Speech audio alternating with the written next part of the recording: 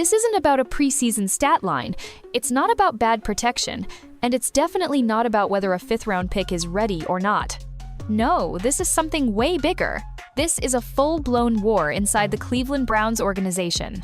Not between players, not between fans, but between the people who run the team, a coaching staff desperate to cling to control, and an owner who sees something they don't, or worse, something they refuse to see. Because buried under the excuses, the politics, the media spin, and the ugly stat sheets is one of the most bizarre quarterback dramas we've seen in years.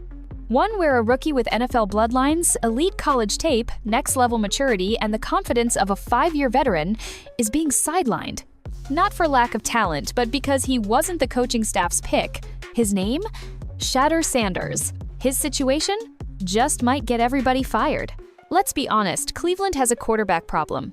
Again, only this time, it's not about injuries or bad draft luck or signing washed-up veterans praying for one last shot. This time, it's deeper. It's personal. It's political. Because for every boring checkdown Joe Flacco throws and every bland developmental rep Dillon Gabriel takes, there's a 22-year-old quarterback waiting behind the curtain with more natural upside than either one. He already has the spotlight. He already has the fan base buzzing. He already has Jimmy Haslam in his corner. And yet, the coaches keep burying him. Why? That's the question no one in Cleveland wants to answer, but we're about to. Stick around, because what's happening inside this franchise isn't just frustrating. It's sabotage. And sooner or later, that leash they've got on Shedeur Sanders, it's going to snap. Shedeur Sanders wasn't supposed to be the headline. He wasn't even supposed to be in the conversation this soon. A fifth-round pick? That's usually code for project quarterback, the kind you hide behind a clipboard for a season or two while you pray your starter doesn't go down. But that's not what happened here. Sanders hasn't taken over the offense, but somehow he's taken over the narrative. Fans are shouting his name before halftime. Local reporters are posting slow-motion practice clips hoping to catch a spark. National media, they're circling like sharks, sensing blood in Cleveland's front office. And all of it is focused on a 22-year-old rookie who hasn't even started a game. So how did this happen? Simple. Everyone sees it but the people in charge. Shedeur has that thing. It's not polish. It's not a textbook throwing motion or perfect footwork in the pocket. It's not something you can measure with a combine stopwatch. It's presence. It's poise. It's that calm, almost defiant confidence that tells you he's not here to develop quietly, he's here to prove he should have never fallen to day 3 in the first place. But in Cleveland, that confidence isn't welcomed. It's punished. Sanders put up eye-popping numbers in college, showed high football IQ in interviews, and demonstrated real leadership maturity under scrutiny. Yet, despite all that, his first taste of NFL action was a preseason disaster stat line. -27 yards, 5 sacks, 0 scoring drives. Social media lit him up like a punchline. Critics dunked on him, and the coaching staff, they used it as fuel to bury him. But if you look closer at that first outing, something's off. The offensive line? Collapsing before the snap. The play calling? Bland to the point of sabotage. The receivers? Dropping beginner slants. The adjustments? Non-existent. And yet somehow the conclusion wasn't, maybe we failed him. It was, he failed us. That's the game behind the game developmental politics masquerading as football decisions. Because, let's be blunt, Sanders didn't walk into a fair fight, he walked into a trap. The coaches called it valuable reps. The fans saw something different. Rehearsal for failure. From day one, they've handed second teams, bland scripts, and the kind of leash that snaps in a single mistake. Compare that with the reporters whispering about Dillon Gabriel, who, despite pedestrian play, is being treated like the golden child no matter what happens on the field. And Joe Flacco? He's essentially on a retirement tour, living off veteran presence and a dusty playoff resume.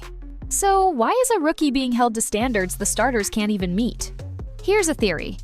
He makes the wrong people look bad. Shedeur wasn't handpicked by Stefanski or rubber-stamped by the coaching staff. He was drafted at the insistence of Jimmy Haslam, the owner, and that destabilizes everything. Sanders didn't just walk into a quarterback room. He walked into a power struggle. You're not just seeing a rookie being developed slowly. You're seeing a rookie being contained, minimized, managed. Not because he's reckless, not because he's immature, but because the idea of him succeeding too early undercuts the control the coaching staff wants to hold over this roster. Does that sound dramatic? Maybe. But look around the league.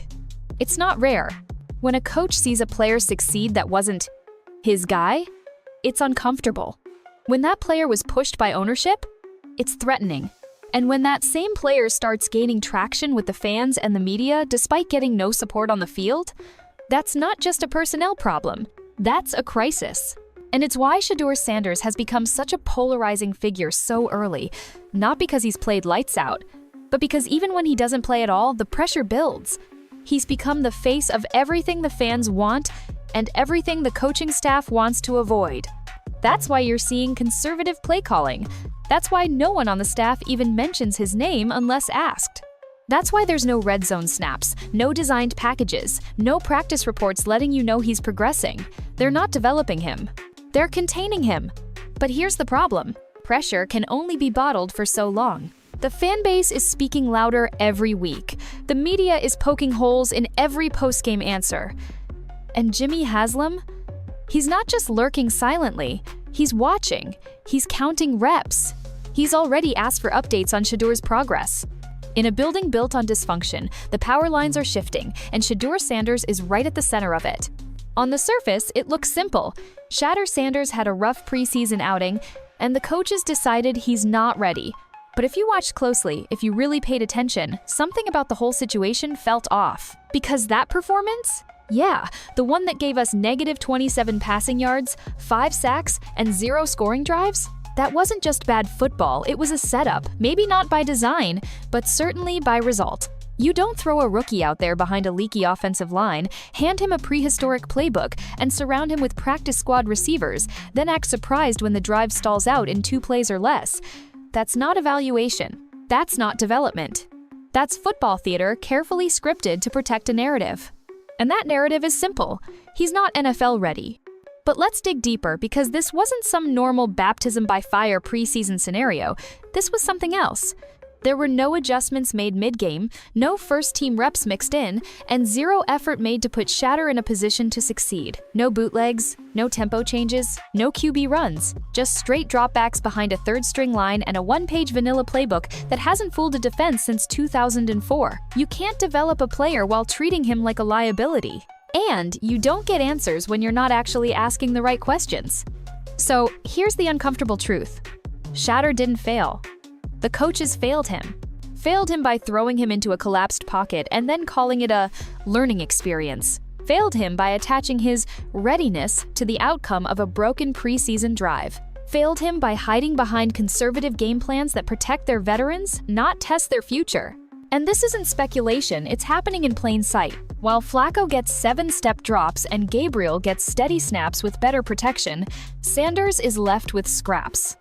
The rep count, the play call depth, the in-game responsibilities.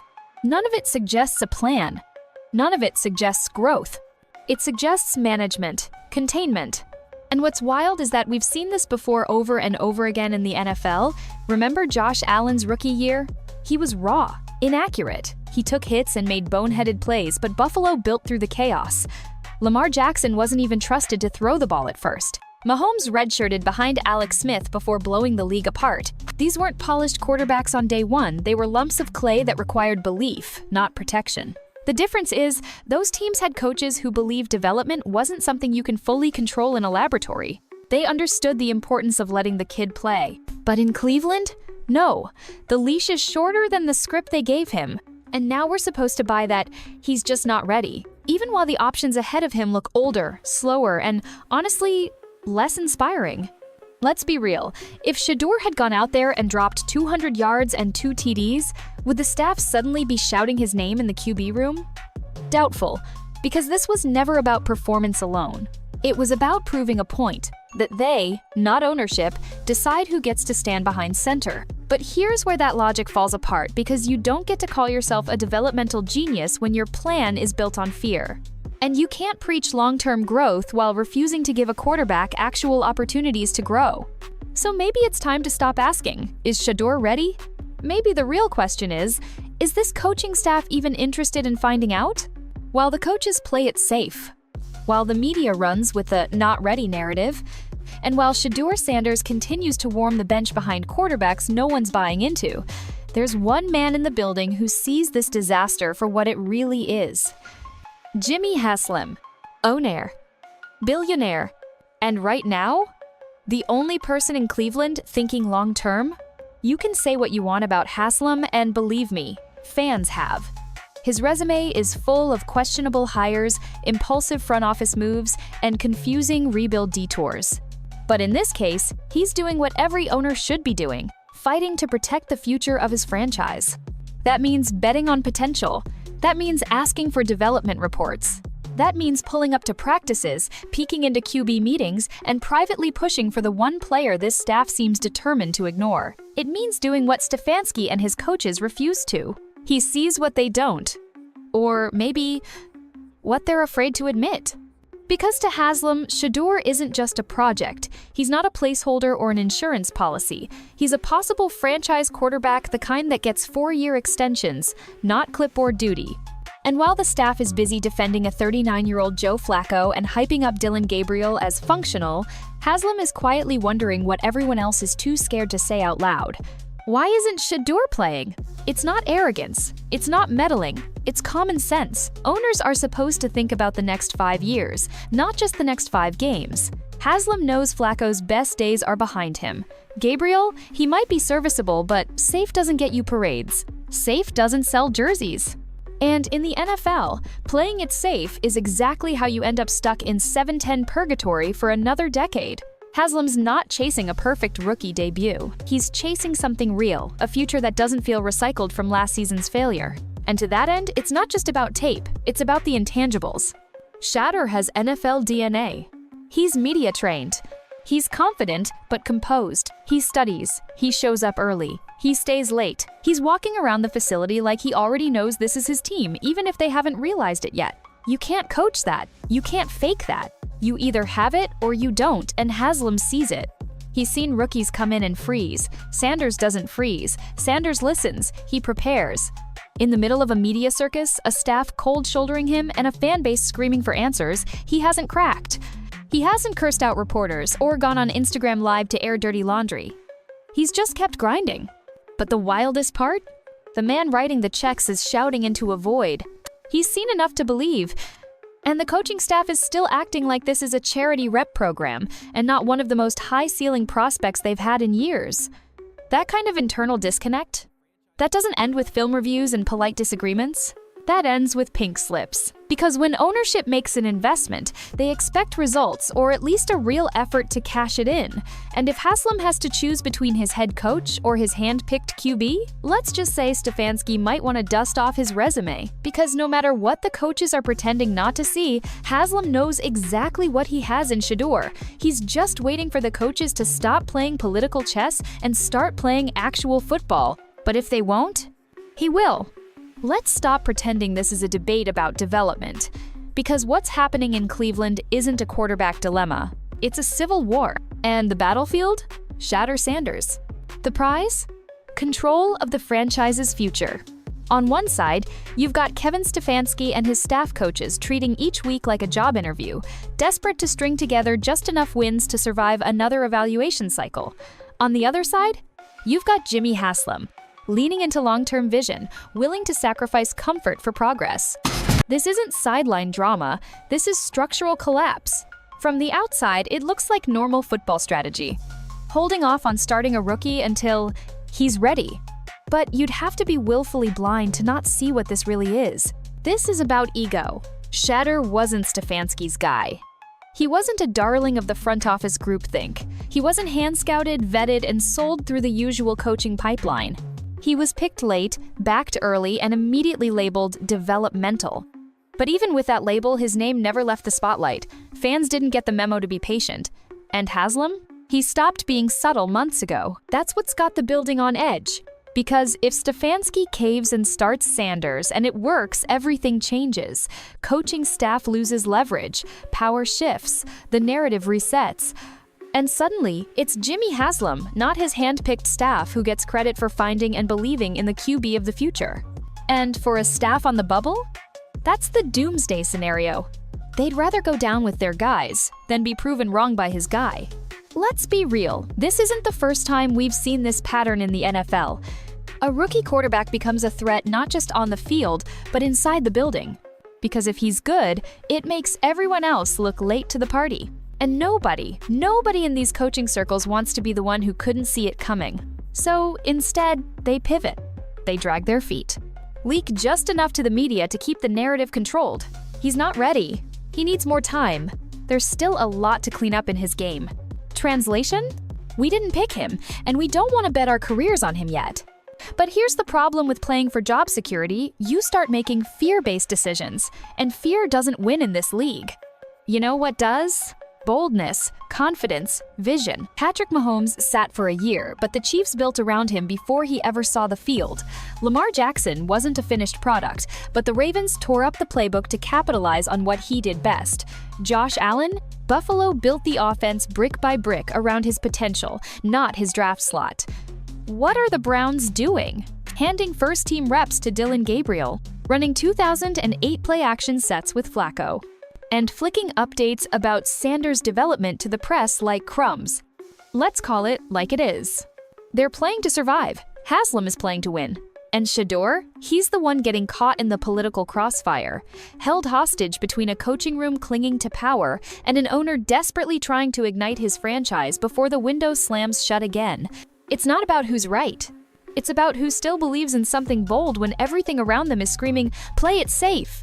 And so far, that bold belief is coming from one side only. And it's not wearing brown and orange on Sundays, it's sitting in a glass box upstairs, watching this team self-destruct from 10 stories up. Let's talk about the most overused, overhyped, and overdefended phrase in football. He's not ready. It sounds responsible. It sounds smart. Hell, it even sounds like protection. But strip it down and look at how it's being used in Cleveland, and you start to realize it's not about readiness. It's about fear. Because when coaches tell you a rookie quarterback needs more time, what they're really saying is, we're not comfortable being wrong yet. They're not protecting Shedeur Sanders from failure. They're protecting themselves from what happens if he succeeds without their blessing. And that should terrify Browns fans more than any interception ever could. Because consider this. When was the last time a coaching staff willingly benched a future star quarterback just to be cautious? They don't. Not if they believe in him. Look around the league. When a coaching staff truly thinks they're sitting on something special, they can't keep quiet about it. They build packages around that guy. They feed the media optimism. They give him red zone looks, hurry-up drives, joint reps with the ones. They don't shove him behind the roster leftovers and hope you forget his name. But in Cleveland, it's radio silence, leaks, downplaying. We're being strategic. We have a plan. He needs time to learn the system. No. He needs the same thing every great quarterback was given before they broke out, a chance. You think Josh Allen felt ready when he was lobbing 12-yard darts 2 rows into the bleachers his rookie year? You think Justin Herbert was expected to shine when he found himself starting unexpectedly in LA? Readiness is a myth. Development isn't a destination you arrive at. It's a blunt force trial by fire, and the quarterbacks who survive it are the ones who get trusted to.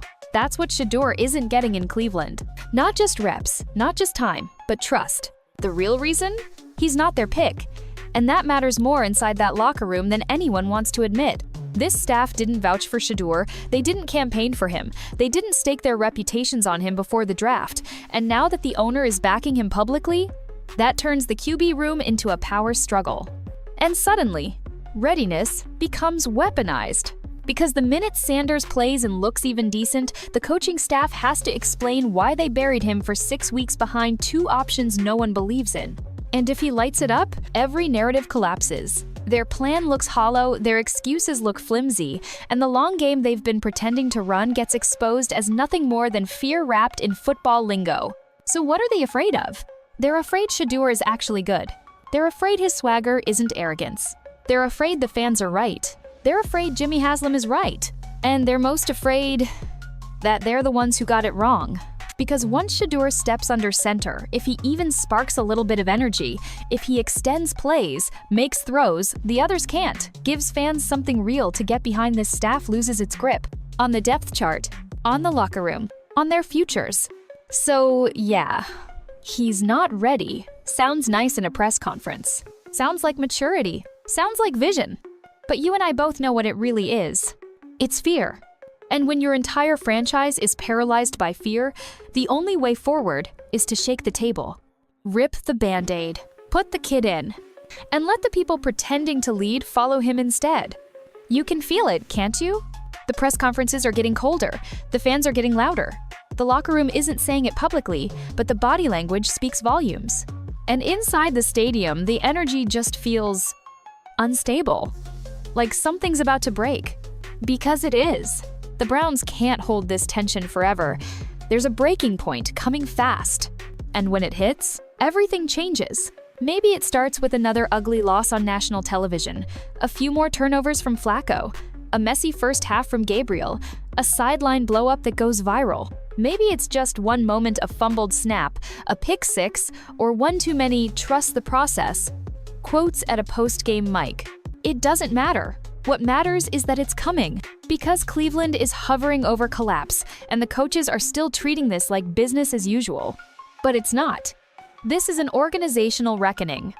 You've got tension in the locker room. You've got a fan base that's already picked their guy.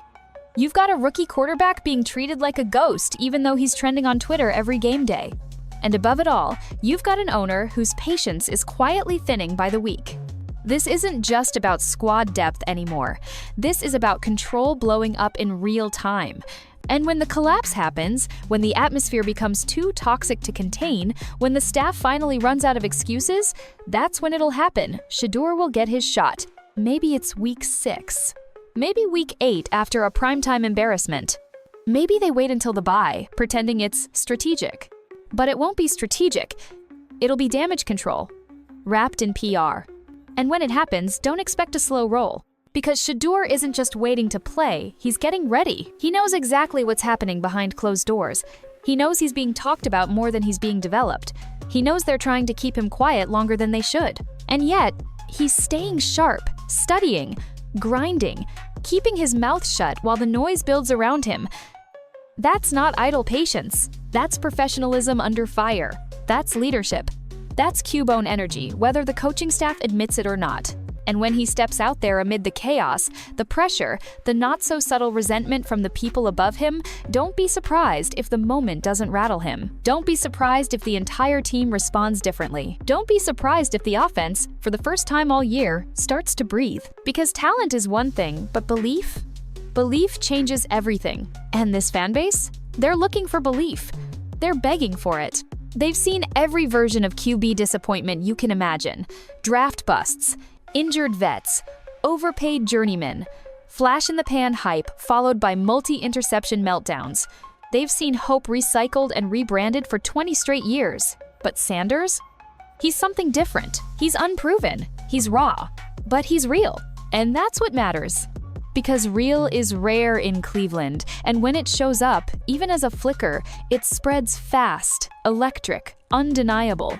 So yeah, Shedeur's not starting. Yet.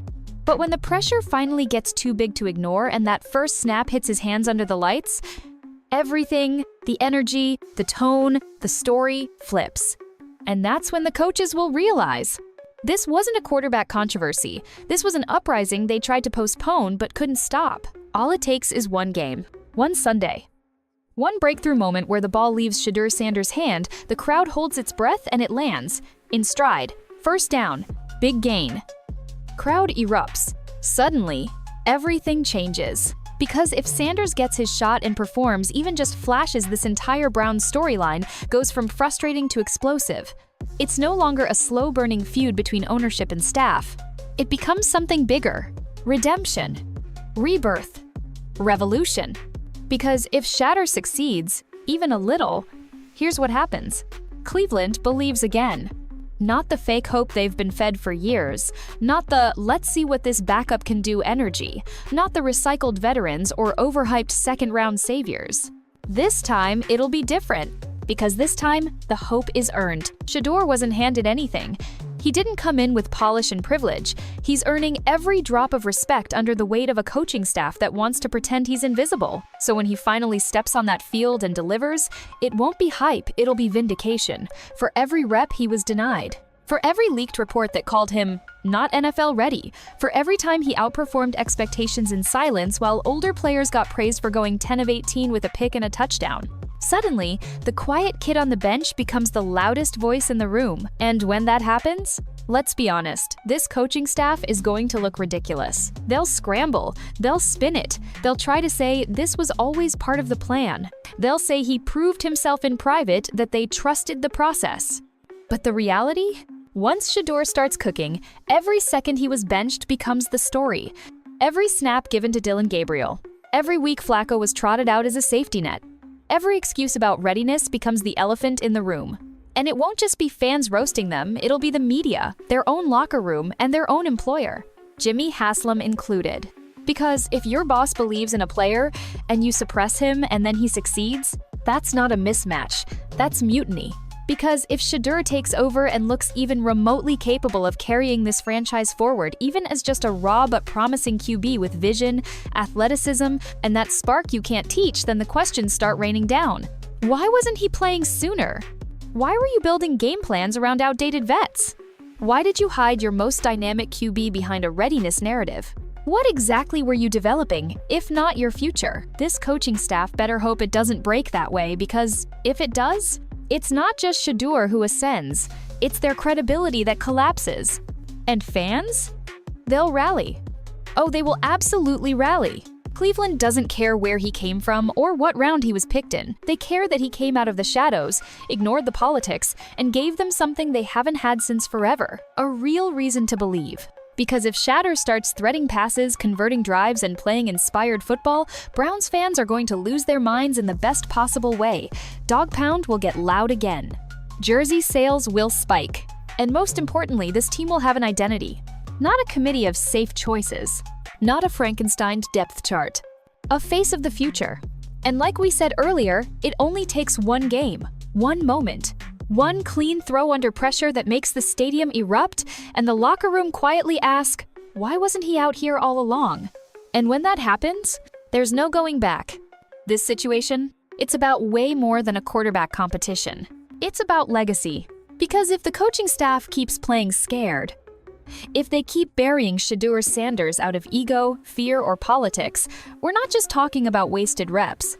We're talking about another lost era in Cleveland Browns football. And this one might be the most unforgivable yet. Think about it. How many times have fans been told to trust the process?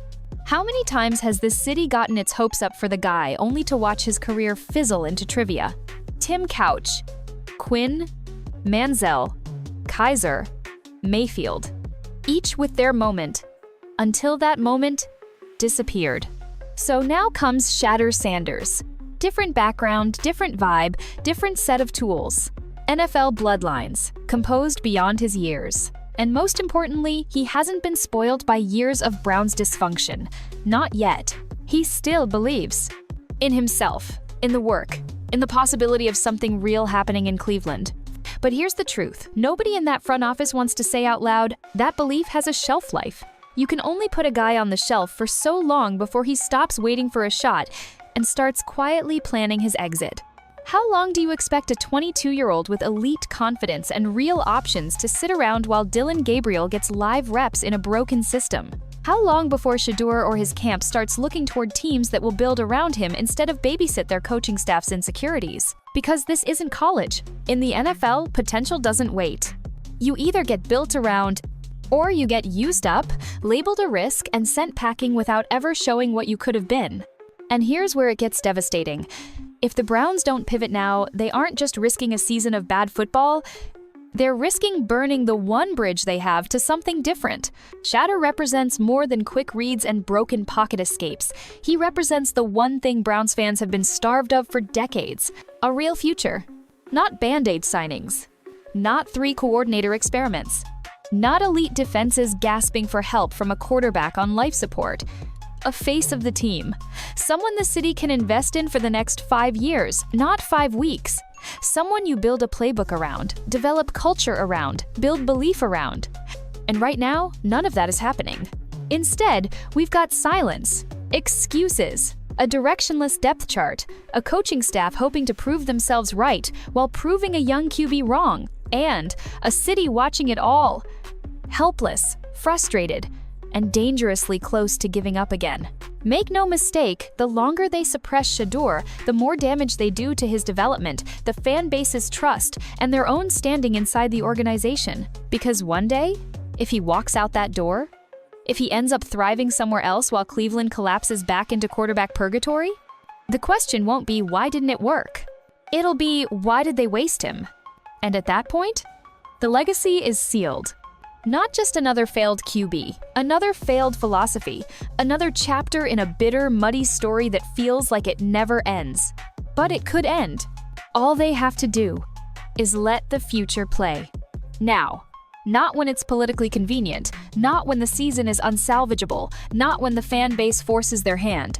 Now, before it's too late. Let's not sugarcoat it anymore. The Cleveland Browns are staring down a decision that could define the next decade of the franchise. Do they double down on fear or finally bet on a future that hasn't already failed them? Right now, this coaching staff is playing not to lose.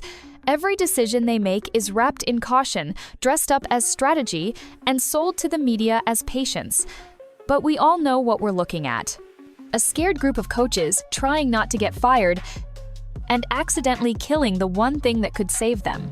Because this isn't about stats anymore. It's not about roster management or quarterback room dynamics. It's about control. It's about ego. And it's about a head coach so terrified of a rookie's upside that he'd rather risk his career on a 39-year-old quarterback with nothing left to prove. And that's the difference between survival mode and franchise building. Survival hides. Survival delays. Survival says he's not ready when really it means we're not ready to trust him. Building? Real team building? That takes guts. That takes vision. That means handing the future to a raw but fearless 22-year-old with the balls to walk into a broken system and try to fix it anyway. That's what Shedeur Sanders is the future. Raw? Sure. Rough around the edges? Absolutely. But real. He hasn't been coddled. He hasn't been protected. He's been tested without support, doubted without evidence, and dragged without a fair chance. And still, he hasn't cracked. He's stood tall. He's waited. He's prepared. So what's the move, Cleveland? Start him. Not in garbage time. Not when you're 3-7 and playing for draft seeding. Start him while it still matters. Start him while there's still something to save. Worst case, he struggles. Big deal, so is everyone else. At least then you'll know what you've really got. At least then the fan base can buy into something real. At least then, for the first time in too damn long, the Cleveland Browns would be building instead of hiding. But keep playing it safe. Keep riding the he's not ready PR cycle. Keep pretending like Dylan Gabriel is the next big thing. Don't be surprised when your stadium turns silent. Don't be surprised when fans stop caring. Don't be surprised when Shedeur starts looking elsewhere at a team that's not afraid to run toward potential instead of away from it. And when that happens, when you lose the future because you were too busy clinging to the past, that's not just a mistake. That's malpractice. That's how franchise die quietly. Jimmy Haslam sees it already, and if you're a Browns fan, you should too. He knows what Shedeur could be. He sees the spark, the confidence, the leadership.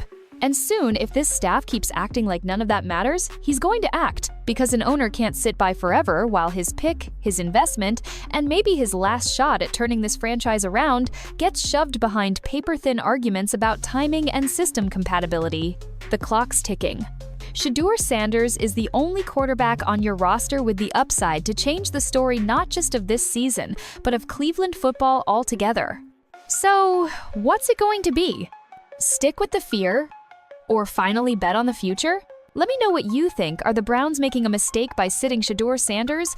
Or is this just part of a longer plan? Drop your thoughts in the comments. Hit subscribe for more raw football breakdowns. And remember, the worst thing a team can do with potential is not believe in it.